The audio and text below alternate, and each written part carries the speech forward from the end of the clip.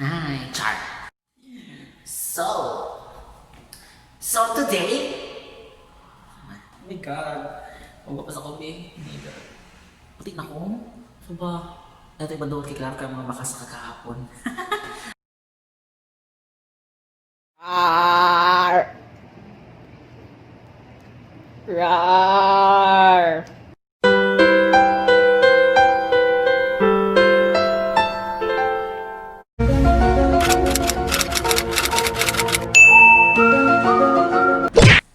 Hi everyone, this is Arcali again. So for today's lesson, I will teach you how to graph a circle. So before we are going to graph a circle, we need to have a review first about Cartesian plane. Of course, you cannot graph a circle if you don't know what is Cartesian plane. And ano nga ba ang Cartesian plane? What it looks like. So when we say Cartesian plane is a graph consists of one x-axis and one y-axis. And as you can see, this Cartesian plane, diba, the line is familiar. Kasi this line is what we call the number line. And this number line, two number line of x and y-axis, they are perpendicular to each other. And aside from being called as Cartesian plane, others call this one as rectangular coordinate system. Okay. Aside from being called as Cartesian plane, this one is also called as rectangular coordinate system. And of course, Cartesian plane is divided into four parts. Okay? Remember, this is a Cartesian plane. We have quadrant 1, quadrant 2, quadrant 3, and quadrant 4. And the center, the point of intersection of x and y axis is called the origin. Or, if we are going to construct an ordered pair of that one, that is 0, 0. Okay? Cartesian plane was devised by one of the most famous French mathematician. He was René Descartes. Okay? The spelling of Descartes is actually it was pronounced like Descartes, but because he was French, so Descartes. So it was René Descartes. So siya ang naging dahilan kung bakit nag-exist ito Cartesian plane. Okay, so let's go back to our main objective, in which I will teach you how to graph a circle. So in this class, I will give you 3 examples. So let's start.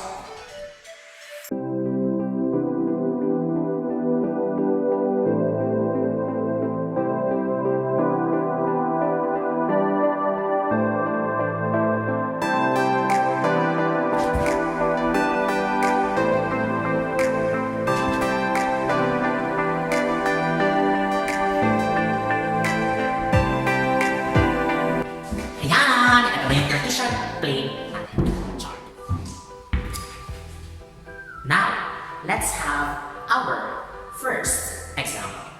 So let's have this kind of equation. X squared plus y squared is equal to 16. Okay? So let's have our first equation. X squared plus y squared is equal to 16. So as you can see, this kind of equation, we can easily graph this one. Because, as you can see, this one, we can find the center, or we can locate the center at the origin. And origin is 0, 0. Again, in this kind of equation, automatically, your center is 0, 0. How about your radius? How about your radius? Since this is 16 and square root of 16 is, yes, square root of 16 is equal to 4. So the radius now is 4. So, since we already have our center and our radius, nakuha na natin siya, we can plot this one in our Cartesian plane. Now, the center is located at the origin, or 0, 0. Saan ba makikita ang 0, 0? Of course, dito siya. So the center is located at the origin or 0, 0 dito. And now, what is our radius? The radius is equal to 4. So you are going, for you to graph this one, you are going to count 4 steps or 4, ano ba English na? So 4 steps pataas, 4 pababa, 4 pa left, and 4 pa right. Okay? You're going to count 4 pataas, 4 pababa, 4 pa left, 4 pa right. So bakit 4? Because the radius is equal to 4. Now, dito, this is our center. We're going to count. Dito tayo mag-start. Hindi sa center mag-start ng counting. Ang counting. Mag-jump. Isa. So we have 1. So dito, jump ka ng isa. Yan ang proper counting ha. 1, 2, 3, 4. That is the other point. 1, 2, 3, 4. Ito. 1, 2, 3, 4. Diyan. And 1, 2, 3, 4 dito. So what is the purpose of these points? Anong purpose niya? Itong mga points na ito, yan yung in Tagalog, masasagasaan siya ng circle. Or by plotting these points, it will lead you to form a circle. Now, since we already plotted the 4 points, ito, so we are going to form now a circle. Okay, so gaman tayo ng circle. Oh my god, I can't. This one na ganito lang, ganito yung graph mo. Okay, if direction mo lang siya, my god, kapangit ang circle mo. So don't do that one. So this one ayaw ko ng ganitong klaseng circle. Okay? Ayaw ko ng ganito. Kasi pangit masyado.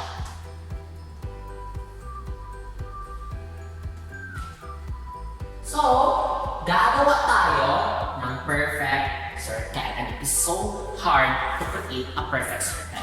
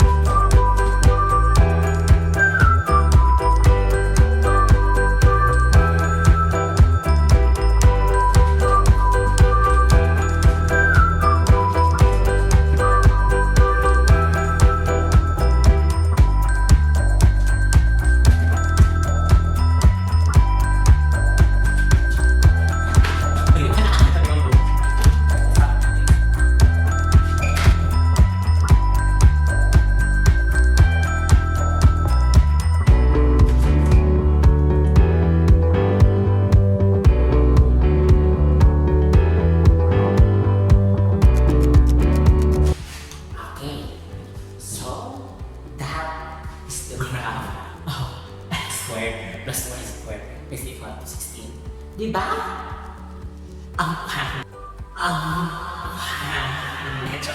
So, yan lang yung makaya kong i-graph. Pero, if you have a compass sa bahay ninyo, you can use that one.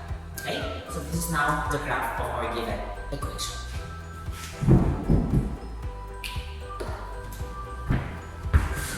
Again, so welcome back. Let's proceed to our second example. We have the given standard equation x minus 3 squared plus y plus 2 squared is equal to 25. So as you can see, the given equation is in standard form. Just like what I've told you last time, that if ever the given standard equation is in standard form, it is easy for you now to graph the circle.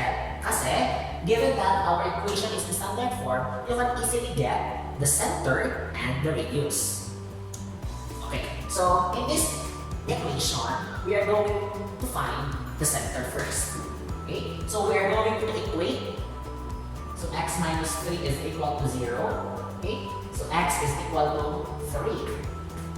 Next, y plus 2 is equal to 0. So transpose the positive 2, transpose to the other side, it will turn negative 2. And by that, we have now our center. Our x is 3 and the y is negative 2. Okay. Next, how about the radius? In our given equation, we have here the 25. So, this is r squared is equal to 25. So, to find the value of the r or the radius, you are going to extract the square root of 25. Now, the square root of 25, we have 5. So, we have now the radius of 5 and the center of 3 and negative 2. So, this time, since we already have our center and radius, let's now plot. The given center is 3 and negative 2. Okay, so the x is positive, the y is negative. So basically, we can find our center at what quadrant? It is quadrant 4. Quadrant 4, the x is positive, the y is negative. So we are going to plot 3 and negative 2. So this is our y-axis and this is our x-axis. Our x is 3, so 3. And our y is negative 2. So 3, 1, 2, 3, then our y is negative 2, 1, 2. So at this point, we can find our center, 3 and negative 2. Okay? So if ever medyo nahirapan pa kayo mag-plot ng points, just review your notes sa mga previous lesson. So, na-plot na natin yung center. This is our center. Center, 3, tsaka negative 2. So, since our radius is 5, just like what I taught you last time, we are going to count 5 pataas, 5 pababa, 5 pa left, and right. Okay, let's count. 1, 2, 3, 4, 5. So, okay, ito na point. This point is 3, 3. Next, 1, 2, 3, 4, 5. This is 3 and negative 7. Next, far right, 1, 2, 3, 4, 5. This is 8 and negative 2. And to the left, 1, 2, 3, 4, 5. This is negative 2 and negative 2. After plotting the points using the radius, you are going to connect now all those plotted points na 4. Okay, so huwag niyong i-plot na ganito lang yung direction. You need to make it sure na dapat yung circle na representable din. Dapat, of course, mahirap man gumawa ng perfect circle, at least, dapat almost perfect. Like, kung malapit ka sa perfect, yun lang, it's okay na.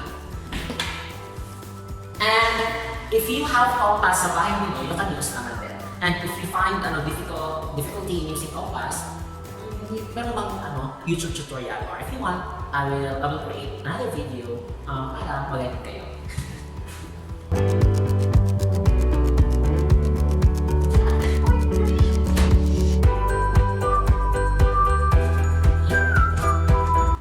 So, ganito talaga kahirap mag-graph pag nasa board.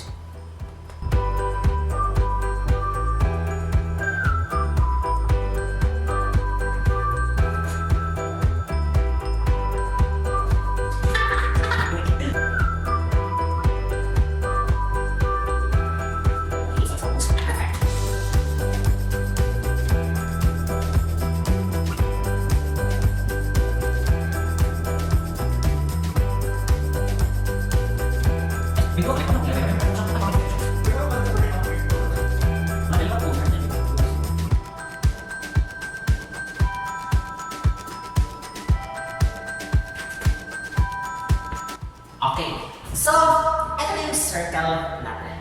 As you can see, this is our center, 3 at saka negative 2. And And the 4 corresponding points na to, nakuha yan siya sa pagplata ng kanina. Right now, by using the radius, which is 5. 1, 2, 3, 4, 5. 5 din pababa, ito yung nakuha natin. Endpoints. Count them pa right, ito yung nakuha na endpoints. Count sa pa-left, ito yung nakuha na endpoints. You need to make it sure na after plotting the endpoints, dapat pag-graph ninyo, mamimit talaga siya. Okay? So, I'm sorry if I wasn't able to give you the perfect circle. At least the circle naman din is almost perfect. Charot. So, that's all for our second example. Ayan. So I'm back and let's continue to our last example.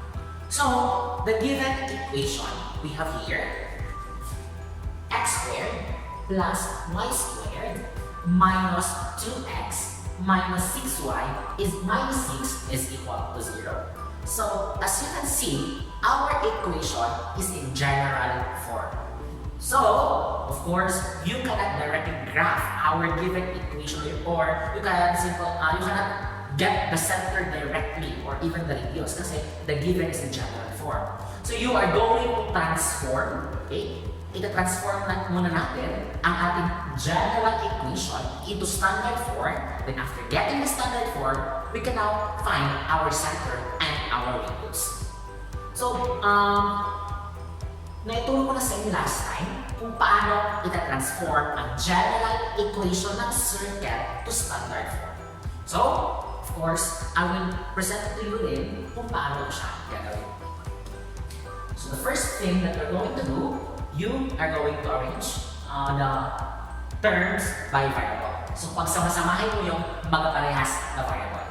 So, x squared, x squared, minus 2x, plus y squared, minus 6y. So, the constant, the negative 6, will be transposed to the other side. So, the negative 6 will turn into positive.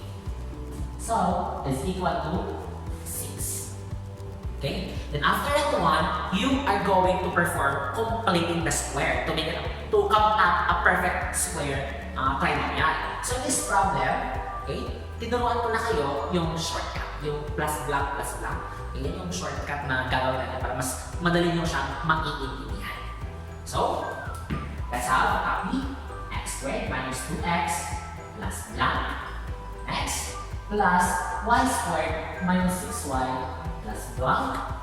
Next is equal to 6. How many plus blank ang ating ginagdag? We have 2. So, sa kabilang side din, dadagdagan natin siya ng dalawang plus blank. Yan. So, dalawang plus blank dito at dalawang plus blank dito. Okay. Now, after this one, x, the linear term dito sa x na variable is negative 2. The sign is minus. So you're going to copy the sign. Square plus y minus din yung sign. So copy. Blank square is equal to. Okay? Sir, what is plus dito? Of course, plus din dito. So since our example dito is minus 1 siya, so dapat minus dito. Okay ha? Plus, minus, plus. Let's continue. The linear term is 2x. What is the half of 2? Okay? What is the half of 2? The half of 2 is 1. Then, you are going to square. Okay? You are going to square. So, 1 times 1? 1. Next, 6. The linear term dito is 6y. So, what is the half of 6? 6 divided by 2 is what? The answer is 3. Yeah, 3. Then, 3 squared. 3 times 3. Okay, ha? 3 squared means 3 times 3, not 3 times 2. Okay? 3 squared, we have 9. So, 9. So, nagdagdagan dito ng 1. Magdagdagan dito ng 9 kasi kung nagdagdagan dito ng 1, dapat sa kabila rin, magdagdag ka rin ng 1. Kung nagdagdag ka dito ng 9, magdagdag ka rin dito ng 9. Okay? So, that's 6 plus 1 plus 9. The answer is okay? So, na-transform na natin yung general equation natin to standard form. Okay? Itong general form natin, na-transform na siya into standard form. So we are going to find the center and the radius. So by equate this one, x minus 1 is equal to 0, x is equal to 1. Equate this one, y minus 3 is equal to 0, y is equal to 3. Okay? The radius r squared. So the r squared is 16.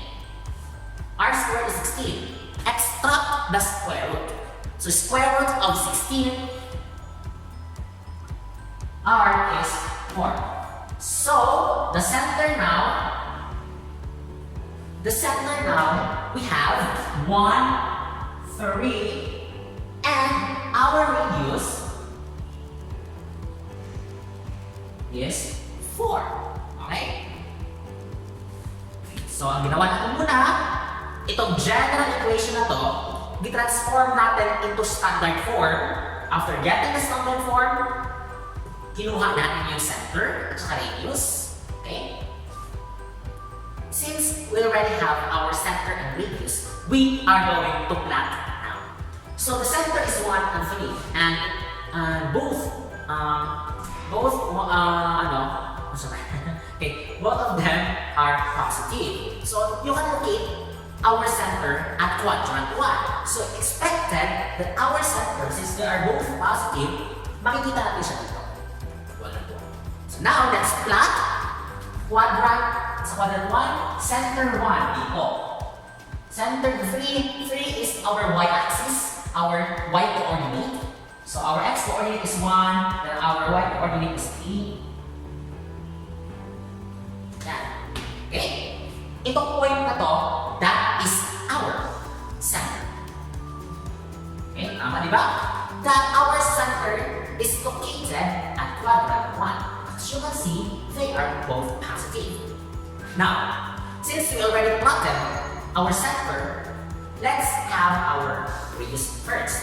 So itong radius, yan yung gagamitin natin to find the 4 endpoints. Okay? Itong radius natin, yan yung gagamitin natin para hanapin yung 4 endpoints. Which is, yan yung endpoints na yun, yung 4 na yun, yung i-connect natin to 4 as a circle. Now, as you can see, our Cartesian plane is, di ba? The numbers dito, the numbers sa kabila is hindi pantay. Di ba? Hindi siya pantay, diba? Sir, bakit hindi pantay? Okay lang ba yan? Okay lang ba yan siya? Yes, okay lang hindi pantay. Ang numbers, ano ito? Anong tawag yan? I forgot. As long as the interval is the same. As long as the interval between two numbers at saka dito sa kabila, the same na. Okay? As you can see dito, umabot siya ng 10. Dito, umabot siya ng 6. Dito, 5. So, yun siya pantay, di ba? Actually, okay lang yan siya. Hindi require sa paggawa ng Cartesian plane na dapat pantay lang talaga. Kasi, you need to consider the space also. The space of the paper. Sa pag-graph ninyo, dapat i-consider nyo siya. Now, let's go! Our radius is 4. So, let's count 4 pataas, pababa, left, and right and left. Okay? So, let's count 4. 1, 2, 3, 4. So at this point, we have 1, 7. It is one of the endpoints. Next, 4 baba. 1, 2, 3, 4. So you have 1, negative 1. Next, 4 for right. Okay, right. 1, 2, 3, 4.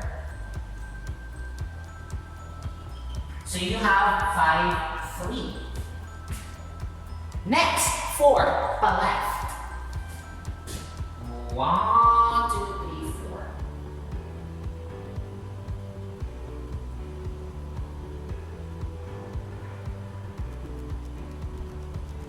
Negative 3 and 3. So, tapos na natin ma-plot yung 4 na endpoints, we're going to connect all of them to form a circle.